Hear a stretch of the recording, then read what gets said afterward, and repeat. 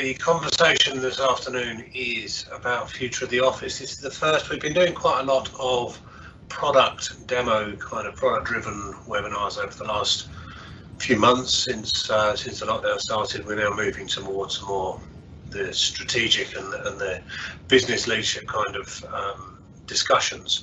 So today's conversation is about the future of the office.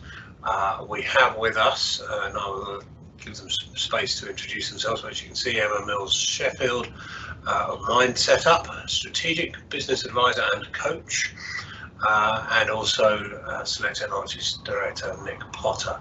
My name is Nick Ellis. If you've been on these webinars in the past, you'll be very familiar with and perhaps bored of my voice, so you'll be pleased to hear this is mostly other people talking today. As usual, we have questions and answers up in either the top left or the top right. I can never quite remember from the audience perspective. There's an option to log questions. Please do. We're hoping this will be quite an interactive session. I will either present those questions to Nick and Emma during the course of the session, or I will save it to the end and do it that way, depending on kind of how I feel that question will fit in, really.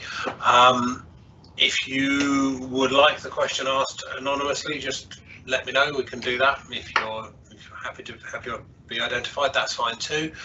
And lastly, you are seeing and hearing this about 20 seconds after it's happening. The reason for that is because the Microsoft Teams Cloud has all this lovely AI that generates closed captions or subtitles, if you prefer.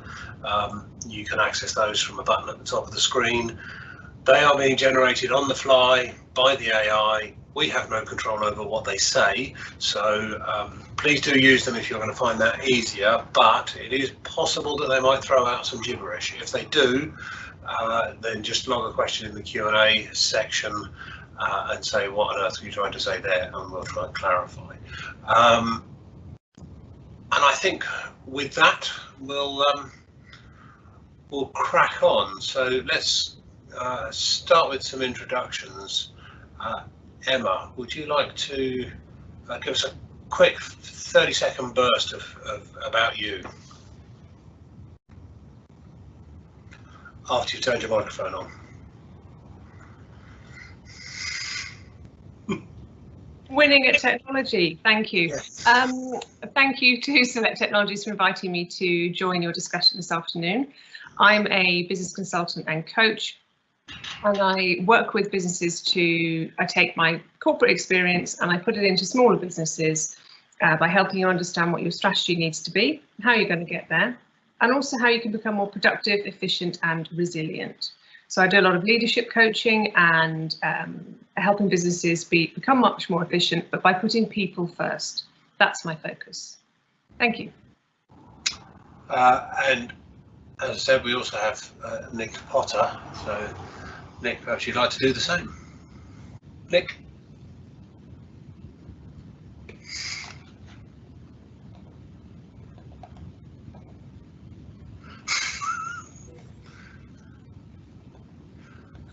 There we go. Well, Emma at least had the advantage of being able to turn her microphone back on. That's a start, isn't it? Have you not got a mute option at the bottom of the screen? How strange. Nearly had it. Well, this is going swimmingly, isn't it? Is that better? Yes. There we go. That's embarrassing.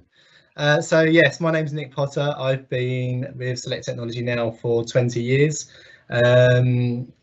I've really come up through the ranks at Select Technology, starting off as a network engineer, through to sales, through to account management.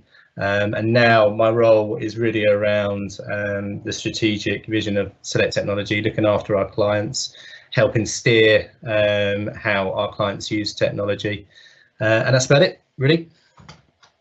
Okay, thank you very much. Let's everyone just stay away from the microphone mute buttons for the rest of this, I think. I definitely will.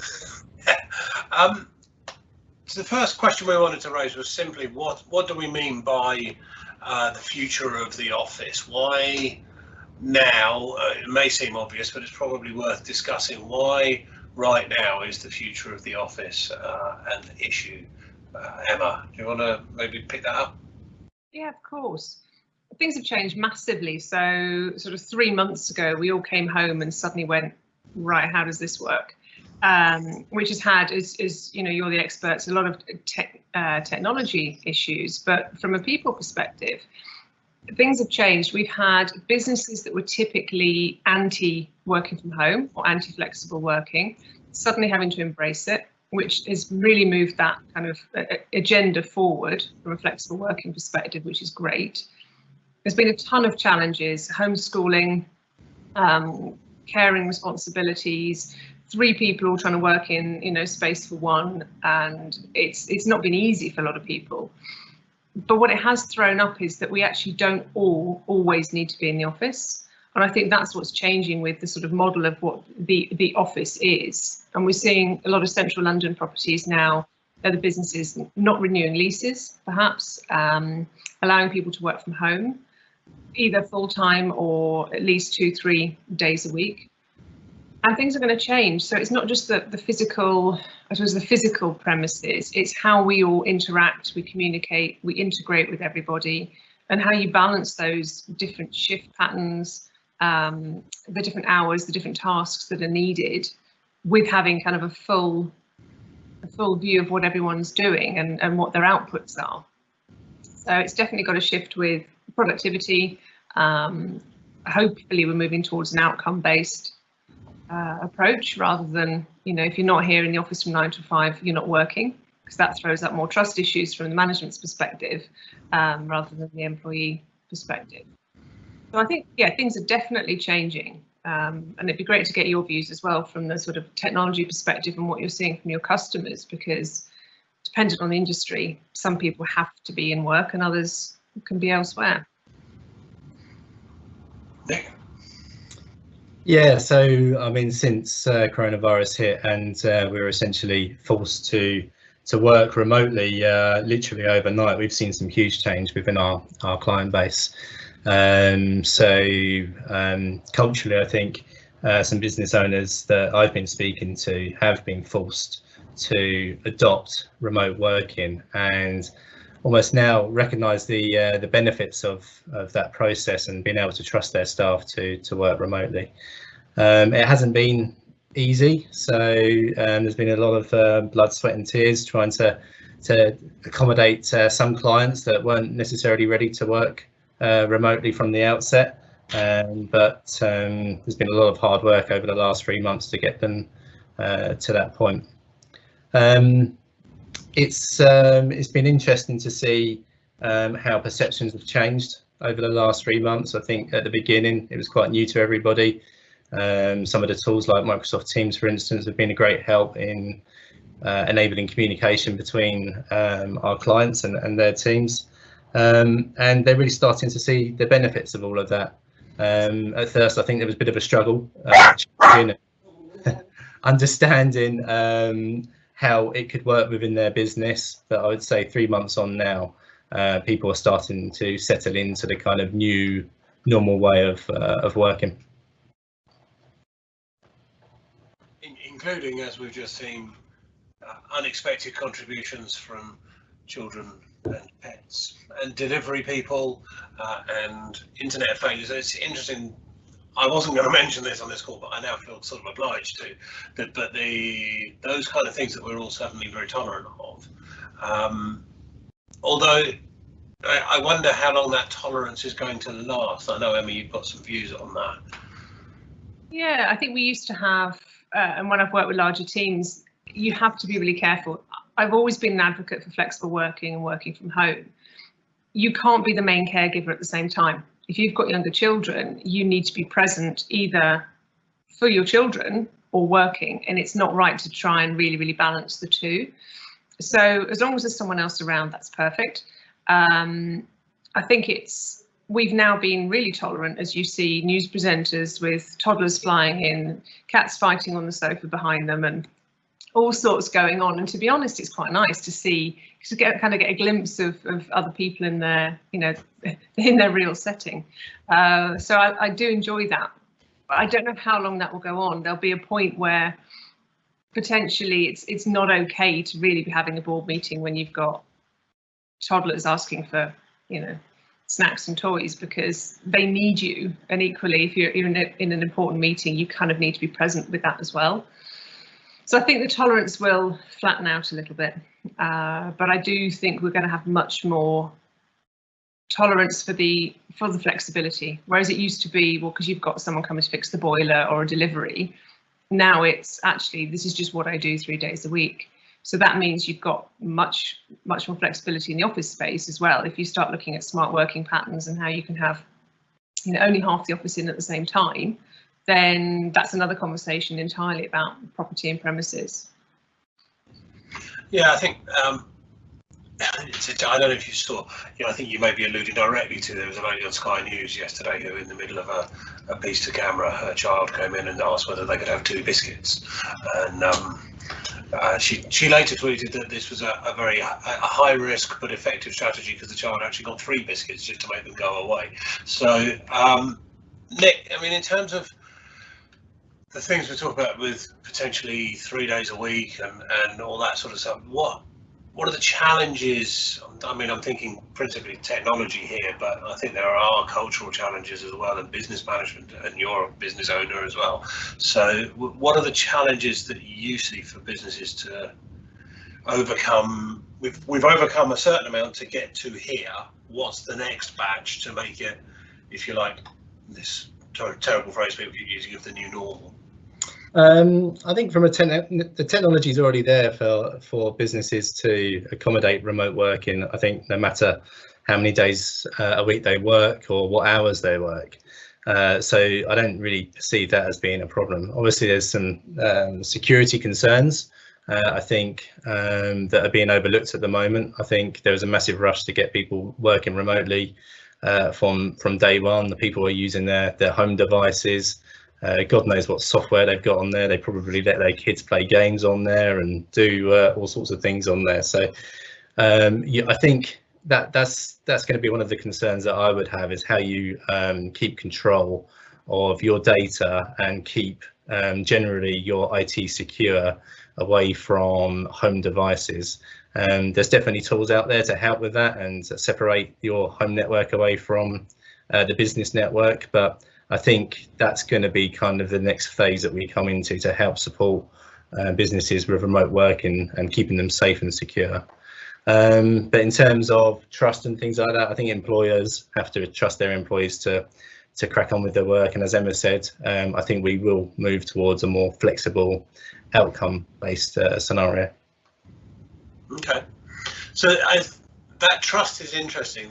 The trust of what do we mean by trust? I mean, and trust goes in both directions, right? So, and I've seen a lot of conversations about employers need to trust employees, but I think I haven't yet seen much, and I apologise because this is a bit of a wild card, but I haven't yet seen much in terms of employees trusting their employers to manage that. I wonder, Emma, that's maybe your field. Is that something that you're coming across? Definitely, it's a cultural change, and it's something that you'd love to see across all businesses anyway, regardless. Trust does have to go both ways, and that really comes from the conversations you start having and those one-to-one communications that you have.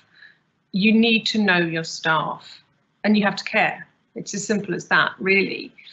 You really need to have those open conversations to understand this is what you've got to do for work, but what have you actually got going on at the moment as well?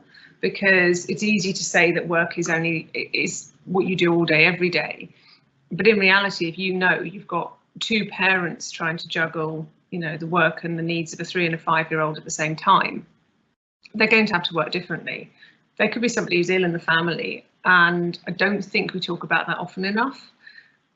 It's not a case of airing your dirty laundry. It's just a case of understanding what somebody needs. And as everyone, I think, found out, there was this mad there was a bit of an adrenaline rush for people. People who work from home anyway just went, yeah, that's fine at the beginning. Those who didn't suddenly went, wow, this is new, this is novel. You know, I can work in bed all day long. Well, not all of them, obviously, but you know, there was a bit of a buzz at the beginning, and cool, this is different.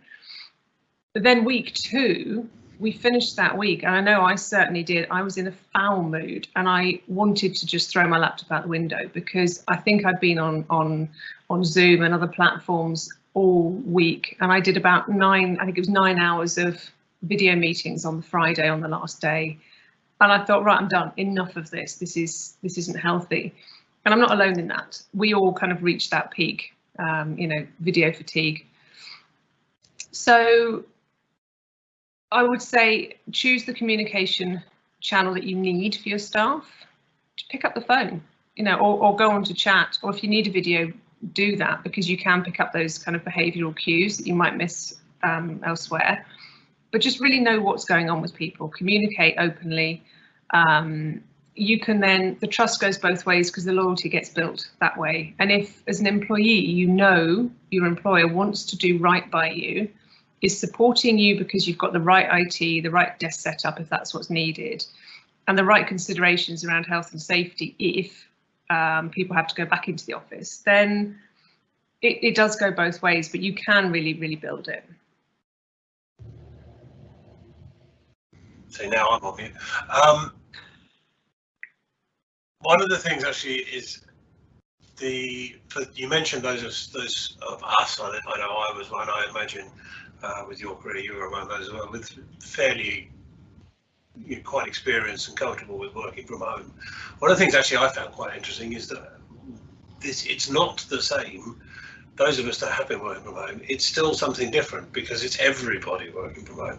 And as we move forward into the future, rather than looking back all the time, but as we move forward into the future, again, it's not going to be the same as 1 or 2 people in an office being flexible. That adapting to everybody being flexible is going to be quite a challenge, I think. In terms of the actual, let's get back to the hard core of the title of the webinar, the future of the office, by which we mean the physical space. I take your point, Emma, that actually what we mean is that the office is no longer a single physical space, but all of that space that companies have got, what do we do with that now? Do we still need all that space? Are there other things we could do with it? Discuss. I think I'll throw that to Nick. So I think it really depends on the industry that you're in. Obviously, if you're making things, you've got physical things that you need to deal with. It's going to be very difficult for people to work remotely in that environment. So I don't think we're going to see much change in specific industries. But if I take our own industry as an example, IT, so I think there's an opportunity for us to change how we use our own office space. So we have around about 30 to 35 staff in the office at any one time. And right now, at the moment, there's nobody in our office. So it's sitting there vacant. Although we have got plans to return, we're considering how we might change the look and feel of that. So we're now considering using our office as potentially a hub where we can bring customers in, we can have more presentations, do demonstrations with technology. It can also be a more interesting place for our staff to come into as well. So a place that they want to come into, that they want to come in and see their colleagues and peers, be able to interact with each other, but not necessarily a place where it's just all about work, more of a collective social kind of hub. So yes, I think as time progresses, things will definitely change. I think it'd be very interesting to have this conversation in a year's time to see what the reality actually looks like, but it's definitely providing businesses such as ourselves an opportunity to rethink how our team work together and how we can potentially use our space to better interact with our clients moving forward. Emma, do you want to build on that? I think, as Nick said, it'd be interesting to come back in 6 or 12 months, because if central London starts to quieten down a little bit, obviously there's a huge impact on investment and real estate space there.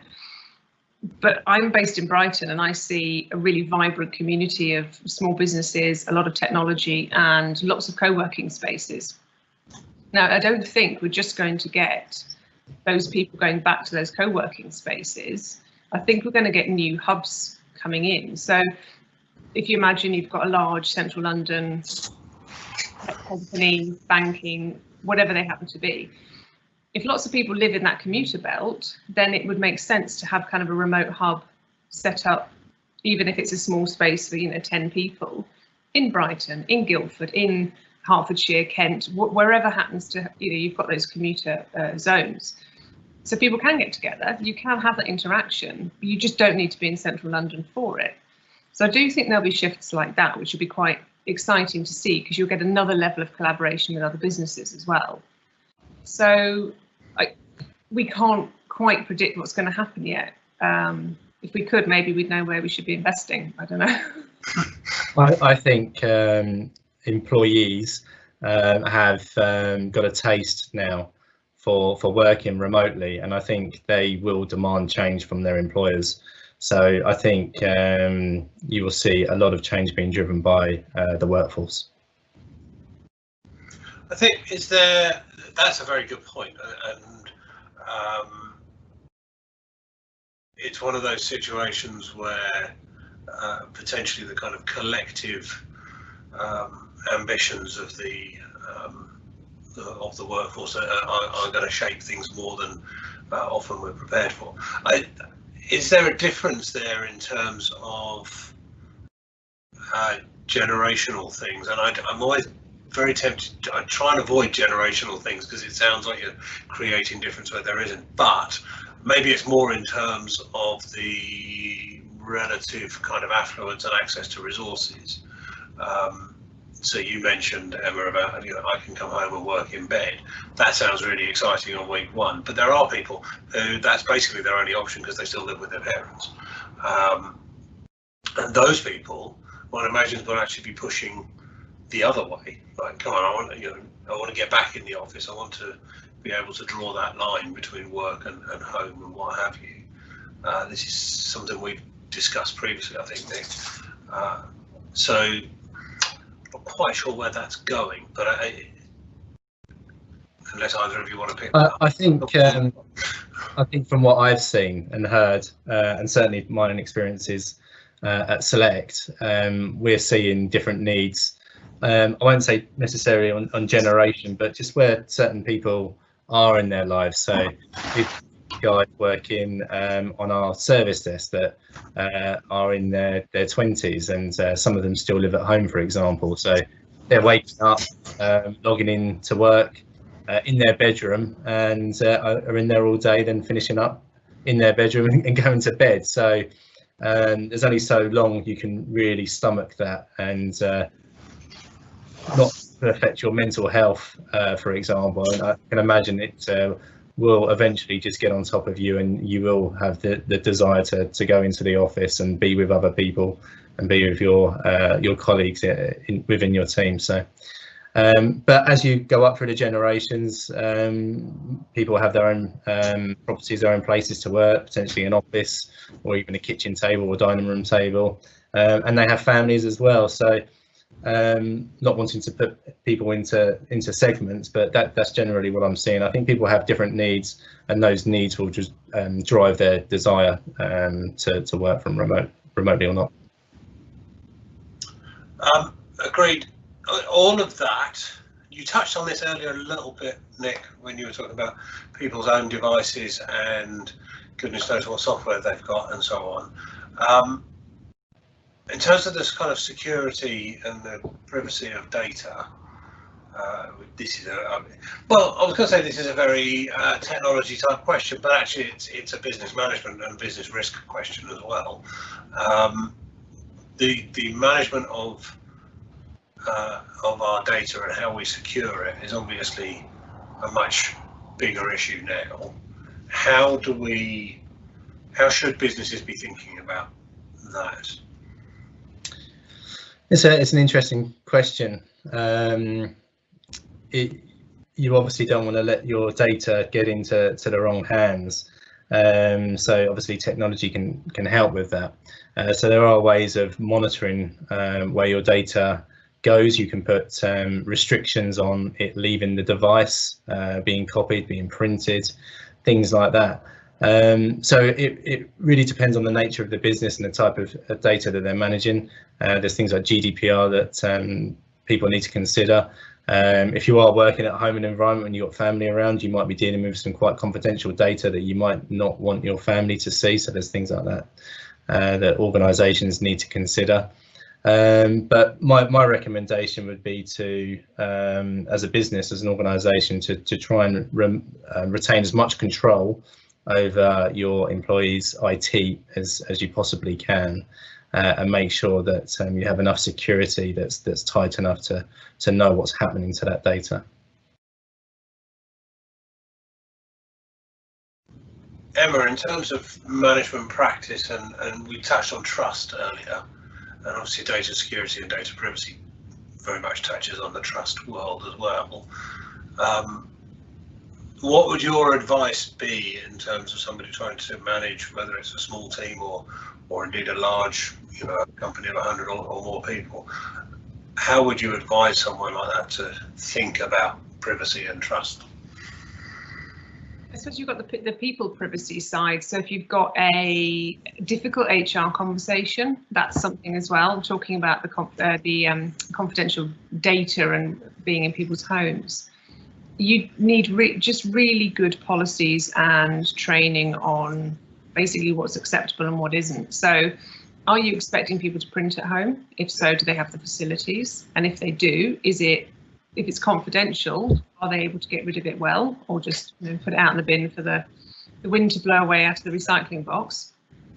Or are you going to be digital only, which is, I think, a lot of people are moving towards that if they haven't already. So you've got the people privacy side and those difficult conversations, but then from a technology perspective, you really need to enable your staff to have the right facilities. So if you're going to have access to work emails on your mobile phone, that should be a work mobile. It should be separate, it should be password protected, and sort of forced updates to change that every X amount of weeks. You can do it very well and keep everything separate, and I think the more you do that, the more people understand home and work are two different things. So you can't mix the two together. I think it's definitely risky. You've also got, I think we've all possibly sent an email we might have regretted after having a glass or two of red wine.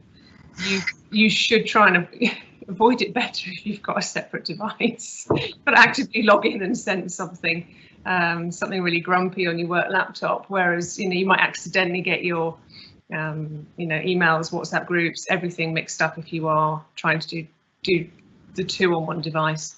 So I think it helps trust if people know what the parameters are, what the policies are, and what the technology they have and the equipment they have to use. Work is in one place and home is in another. And I would definitely keep the two separate. And the more you can do to help your employees with that, the more they'll also help. The more they'll trust you. You're doing the right thing. They'll feel like you're snooping otherwise. If you've got access to, they're accessing your data on their devices, or you're trying to force a password policy onto their own personal phones, they'll feel like they're being snooped on. So that really doesn't build trust at all. Okay. We are the one other area we haven't touched on, and I think this is probably definitely a question for Nick, is about security of home Wi-Fi. I don't even know, is there anything that a company can do to improve the quality of home Wi-Fi and the security of home Wi-Fi? To the best of my knowledge, no, in short. I think that would be quite difficult to do, and that goes for any Wi-Fi, really. So when you are connecting to a wireless access point, whether it's at home, in a coffee shop, in a shopping centre, you really have to do that trusting that they're keeping you secure. And there's a lot of cyber criminals out there that would impersonate wireless access points to trick you into connecting to their access point, then trying to grab your data.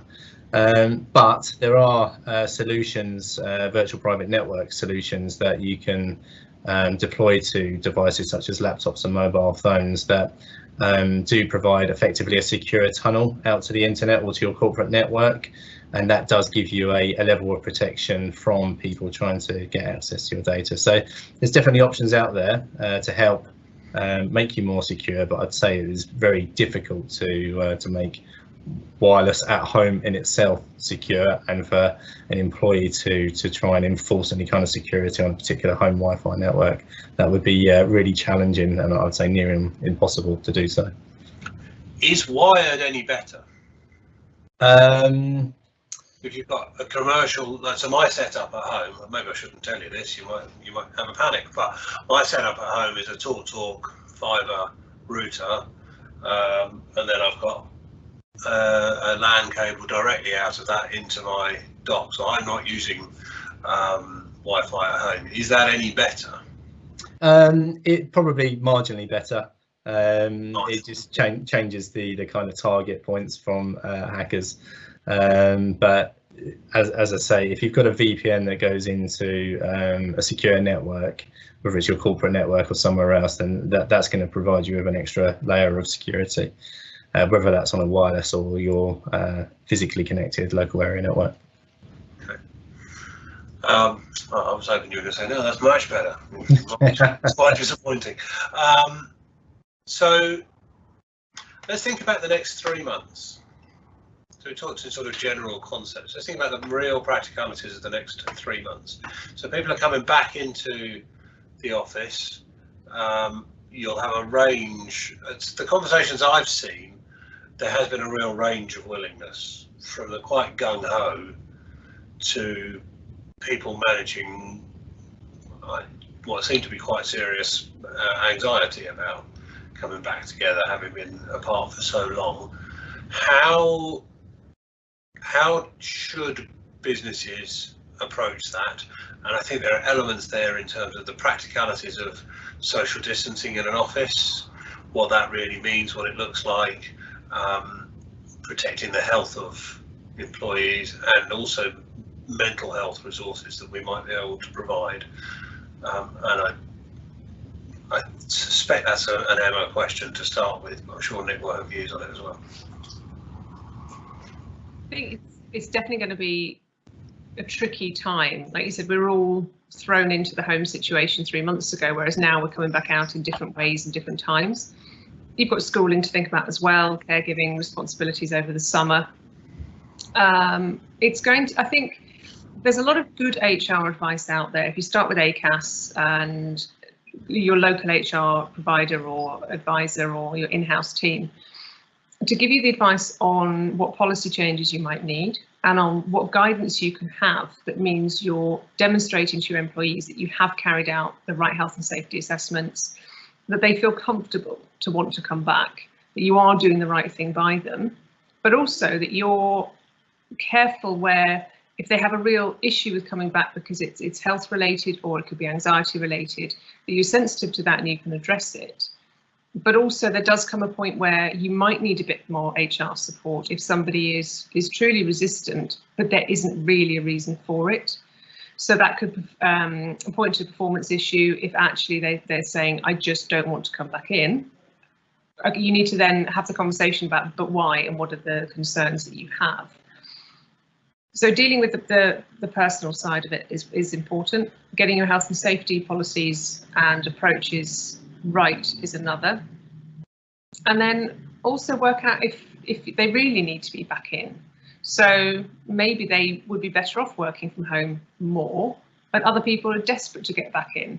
So we talked a little bit about Generation Z, and you look at people who are struggling because they're having to work sitting on the end of their bed with their parents. They might be the proportion of people that should be back in. So that's fine. And then those who are more comfortable working remotely, leave it be. You then have the conversation around the broader topic, which is how do you have fairness and equality when you have people in the office and people out? Thinking about one of my concerns is about the gender divide as well. So typically, if you took a very standard relationship, you've got kids, you've got guys working from home, women's working from home, who's going to go back first? So how's that going to play out? And it could set us back. Actually, this could be a regressive step where typically men are back in the office and women have the caregiving responsibilities. And I hate to put those stereotypes across, but I am concerned that we might regress slightly. And in doing so, the people who are in the office are going to have the conversations, those kind of water cooler moments where you come up with ideas and you're chatting. You have to work really hard to then include people who are working remotely, or else they'll be left behind.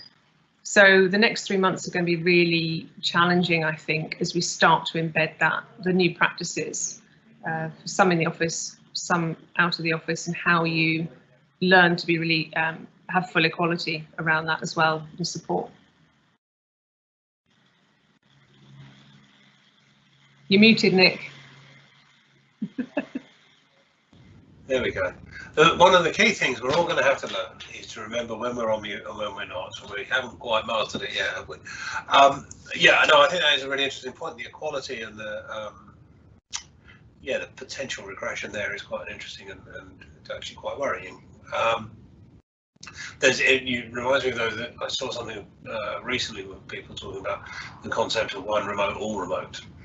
So even if you are in the office, for kind of meetings where you're expecting 1 or 2 people to dial into that meeting, it's actually quite effective. So even if everybody else is in the office, still have them dial into the meeting, which doesn't cost anything now in the age of Teams. But to say, well, just stay at your desk, and we may well be all sort of, 3 or 4 of us physically quite close to each other. But what that does is it levels the playing field a little bit, so that the person who is remote is seeing the same things that everyone else is seeing. It's typically it's quite hard, I think, to be the only person dialed in when you've got a meeting of 4, 5, 6 people who are all in a room having a good old chat, and actually those people in that room regularly forget that there's somebody dialed in. I've more than once been left on the phone where everybody else has left the room, and I'm like, is this meeting still happening? I don't know what's going on. So I like that idea of one remote, all remote, that you act as remote even if you're not. Sorry, that was a bit of an aside. I mean, Nick, the immediate practicalities, and I know in Select we're working through it right now. If I can throw at you the flip side of the anxiety management, so the flip side of the touchy-feely, we will manage people's anxieties, and I don't mean that flippantly. I think it's a hugely important thing to consider. But the flip side is the enforcement of social distancing and the enforcement of safe behaviour among people who maybe are a bit more gung-ho about this. I'm just going to say discuss, really. What are your thoughts on that? It's an interesting one, and it's something we have been speaking about very recently as we're planning on opening up our office. I think as an employer, you have to be seen to demonstrate that you're taking the scenario and the situation very seriously, which obviously we are, and really set out all of the different policies and precautions, and spend time with the teams and individuals taking them through that, so they understand what we're doing and why we're doing it, and also getting them to acknowledge it. But in terms of enforcing it, I think it's going to be quite a tricky thing. I mean, how far do you take it? Do you go through to a disciplinary situation if somebody flagrantly does something wrong and doesn't follow the rules? I think going to that point is going to be an interesting scenario to try and have to deal with as we're moving forward, because I think people have different views on the situation. Social distancing, as you say, people are a bit gun-ho. Some people in their personality, they're a lot more tactile, a lot more touchy-feely. How's it going to affect those kind of people? So I think for the office environment, and generally in any environment, I think it's going to have some real personal challenges for individuals, how they conduct themselves, whether they're in the office or not.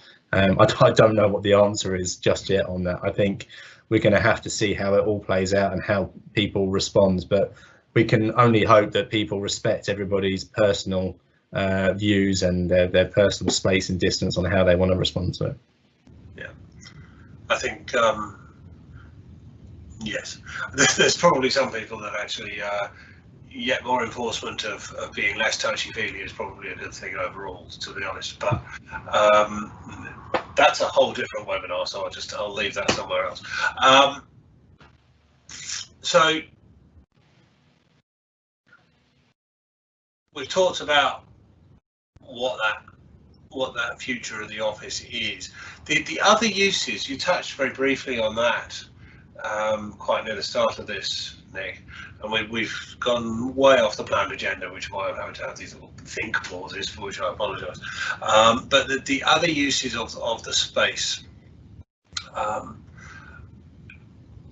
what do we mean by that? What are the things that come to mind for you, Emma? In terms of using the space? Yeah. Have some fun with it. We spend far too long being really straight and sensible with work. Do something a little bit more interesting. So, this sort of idea of having experiential sort of centres for clients to come in is brilliant. Having a much more flexible space. I think at times we're going to start reducing the space that's used, because you just may not need it. If you're in the position to be able to relinquish part of it because of your lease, well, that's fine. If you own the space, then you're going to have to look at, do you get other people in? Do you have a really flexible setup where you have other small businesses come in and work with you? I don't know, get creative, put things on the walls, create new space where people can actually eat lunch together. I was in Denmark working for a little while, and I was really surprised when at 11:30 in the morning, everybody went downstairs to eat lunch together. Not only because it was only 11:30, but because that's just what they did. They all stopped, went to have lunch and went back to work. And it was really nice because they couldn't understand why at 3 in the afternoon we still hadn't eaten lunch. And then if we did, we grabbed a sandwich at our laptops. So I think there's probably a more of an inclusive environment that you can create in the office when you do start to change space, and almost replicate that working from home benefit, but within the office. Yes, I read a book about what it's like to work for Lego in Denmark. It's an amazing company. Lego have a policy that all of their employees have to be home by sundown, which means that in the winter everybody finishes work about 1 o'clock. They turn up at 10 o'clock in the morning, do 3 hours work and go home again, which I suspect we're probably going to struggle to get away with that in southeast England. But the fun part is interesting. I think the making space more more engaging, more usable.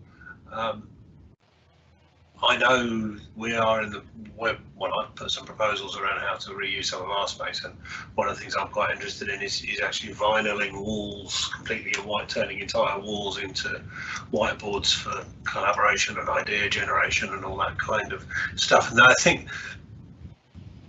you both may have views about that.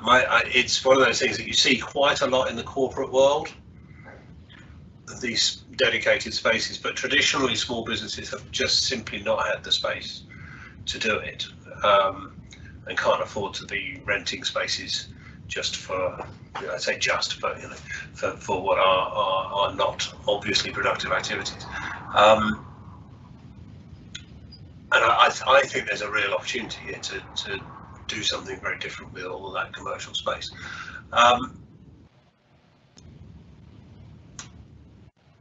That said, we've actually burned the agenda in 45 minutes. We burned an hour of agenda in 45 minutes. So what I'm going to do is I'm going to ask whether you have anything further that you want to throw in that we haven't discussed today. Nick. I was going to say, just one thing I think we all need to consider with remote working now is how we start onboarding new staff. So I think that's going to be a challenge moving forward, especially with a majority of plans to limit the amount of people that are going back into the office environment. So it's coming up with new ways and new processes to make new staff members feel comfortable coming into an environment, how they would meet their colleagues, how they would interact, and making them feel part of the organisations. Certainly at Select, it was always very important that when we get new people coming to the business, they really understand the essence of what we're all about. And for want of a better word, we are a family business, and we want our employees to feel part of that family. So if you're suddenly all working remotely, and we've got at least one person working with us that hasn't met the rest of the team, how do we get that person to understand the culture of the business and understand our way effectively? So I think that's going to be quite a challenge for businesses to overcome. I'm aware that a lot of organisations have been working remotely for a long time, so this may be a problem that's already fixed, but from my own kind of perspective, I just wonder how that's going to be addressed for businesses such as ourselves. Does it raise a question about, so if you take that individual who's now been with us 4 months, 3-4 months, something like that, you know, very productive, doing great. Now he's physically quite near us and was obviously recruited with the intention that he would be driving into the office every day. The fact that he hasn't, and that he hasn't needed to, and has been delivering project work, you know, very well, raises the question in my mind: does that open up the recruitment pool in terms of, do we now need to? And I had a conversation with a customer this morning that said, actually, you know, I can start recruiting in Manchester now, it doesn't make any difference to me. How far and how quickly do you think those kind of things are likely to unfold, and what are the implications of it for business? I'll say Emma. I think it really opens up the talent pool, and it's quite an interesting concept to actually encourage people back into the workforce who've maybe taken time out.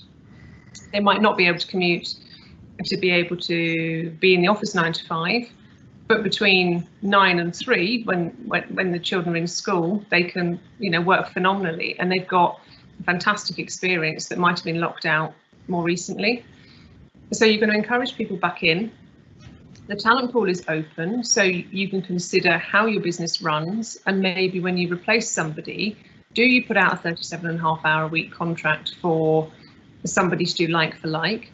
Or do you now look at what really needs to be done on outputs and say, well, we can probably just get those outputs in 25 hours a week. So let's put that job advert out there. And then does it matter where they are? So it is going to be interesting when it opens up the talent pool. Location wise, for a lot of jobs, it kind of shouldn't matter. Then that starts the question about salary expectations. Is it because we're in the south of England? Is it a London or a southeast salary, or is it from somewhere else? And potentially, I suppose there could be exploitation from very large businesses that say, well, we really want to target places where the salaries are much lower. It's going to be interesting because it's going to increase employment in certain areas, and it's going to shift the whole earning balance. So I don't think we have an answer, but apart from, yes, it opens up the talent pool, but it also produces as many questions as it answers. Yes. We've had a question in, which is great. In fact, we've had 2 questions in the same submission, which is what can we do better as employers if and when there is another lockdown? We saw this week Leicester has been locked down, and you know, there are suggestions that might be not because they've got a higher risk rate, but because they've got better monitoring than much of the country, so they're aware of it more. So what can we do if and when there is another lockdown, and are there things that we could be doing now to prepare for that? Which one of you wants to take that? Nick, why don't you go for it from a tech perspective? So I would hope that 3 months in, or 3 or 4 months in now into lockdown, that businesses will be taking their technology seriously and looking at enabling their staff to be more agile and not be fixed to one location. So I would say if you're not in that position yet, I would start thinking about how you can make your employees more agile, to simply phone up one day and say, look, everybody, you're working from home tomorrow, please don't come in the office, and continue as normal. So whether that's IT or comms, just making sure that they've got all of the technology and equipment that they need to continue doing their job regardless of location. I think that's hugely important. So I would just say be ready, regardless whether it's another outbreak of coronavirus or any particular scenario. I think just empower your employees to be able to work whenever and wherever they want. Can I add to that as well, which you alluded to, but also be clear that you've got a means of making that communication, because if that comes out, if the situation changes suddenly, as we've seen, it has happened a couple of times already this year. If the situation changes suddenly on a Monday night with the Prime Minister making a 7 p.m. announcement, are you ready to communicate your change of business model to all of your staff between that 7 p.m. announcement and 9 o'clock the following morning, when they might be turning up at the office? So that's a consideration as well. There's how do you enable your staff to be ready, but are you ready to make those communication things? And another one that just popped into my head that we are implementing ourselves is a means for staff to book the desk that they're going to work at tomorrow. So if everybody's hot desking, one of the things I work, for those that don't know, Select Technology are in Paddock Wood, but I live down near Sandwich, so I'm better part of a 2-hour drive from the office, which I'm very happy to do if I'm certain there's a desk when I get there. I'd be quite upset to do that kind of drive and then discover that I didn't have anywhere to work. So a means of booking and confirming your resources is definitely something that I would be looking at, so that you can make these changes very quickly. Emma, did you want to build on that? It makes me shudder, because I'm self-employed now. It makes me shudder going back to the days of commuting all the way to London and schlepping across town for 2 hours to find that there was no desk to sit at. And you want to be with your team, you want to collaborate, and then when you realise you're sitting 3 floors away from anyone you know, and you put your headphones on, you think, well, I might as well be at home. So yeah, I think definitely the booking is useful. And as for your planning thoughts, it's just good business continuity planning. We've had probably time to take stock and say, let's refresh the policies, work out how you can communicate to people quickly. It's not going to be as difficult next time. I think we won't accept it as well because the novelty's worn off, but it shouldn't be as bad because we know how it works. So just make sure your policies are up to date and you've built that in so you can get hold of people. Needs must. I think these policies sit in the bottom drawer often, and we hope we never need them. But I think we've shown that we've all been very resourceful, but we do need to formalise that for next time if there is one, and whatever happens then. So we're coming up near the top of the hour. I'll keep an eye on the Q&A slide just in case anybody else wants to add anything. But I think that's been a really interesting conversation and a very enjoyable one, so thank you both. We are continuing to run a series of webinars over the next, well, until such time as we stop running webinars. We don't have an end date on it yet. Next Thursday is all about the dark web, so do come along and discuss. And interesting, I don't know if you've seen, but there's been some very interesting news about the dark web today. There's 700 and something arrests based on the police monitoring the dark web. We don't do that, but we at Select Technology do a certain form of dark web monitoring, but it won't result in anyone being arrested. Well, unless you know something I don't, Nick. Yes, do come along and keep an eye on the programme. Emma, I know you are also involved in a series of business webinars. Do you want to just take a couple of minutes to tell us about that before we sign off? Yeah, thank you. I don't think a day goes by when I'm not on some sort of webinar, so I get sick of the sight of my own face on Zoom. But yes, on a Wednesday, so yesterday on the 1st we held one, and we're now doing them every fortnight. They're called 3 at 3, which is 3 of us discussing marketing, business, leadership and branding and customer personas and audience buying preferences, going through the kind of business evolution that we've gone through. Yesterday we addressed it as 1 foot in the cave. We have a great discussion. It's brilliant fun. Chatham House rules apply, and businesses can dial in. You can be on my LinkedIn as well for the link. And yeah, 3 PM every other Wednesday. Excellent. And presumably people can find links to that on your page and LinkedIn and all the usual kind of places. Exactly. On Tinterweb. On Tinterweb. Fabulous. I'm not sure about Chatham House rules on a webinar that anyone can turn up at, but fine. Good. We let them in. They have to register, and then we let them in. Don't worry, it's not completely open. Fair enough. And we see them. It's not silent. It's quite good fun. So we are even closer to the top of the hour. No further questions have come in. So thank you for the question that we did get, or the 2 questions that we did get. There's some contact information for all of us. Do reach out and you know, connect with us on LinkedIn and all that stuff if you're not already. And that's kind of about it, really. Thank you very much for your time. Thanks, Nick and Emma, and a special shout out thanks to Jig, who's been managing all the camera angles for us so that we didn't have to. So thank you very much. Thank you. Thanks very much.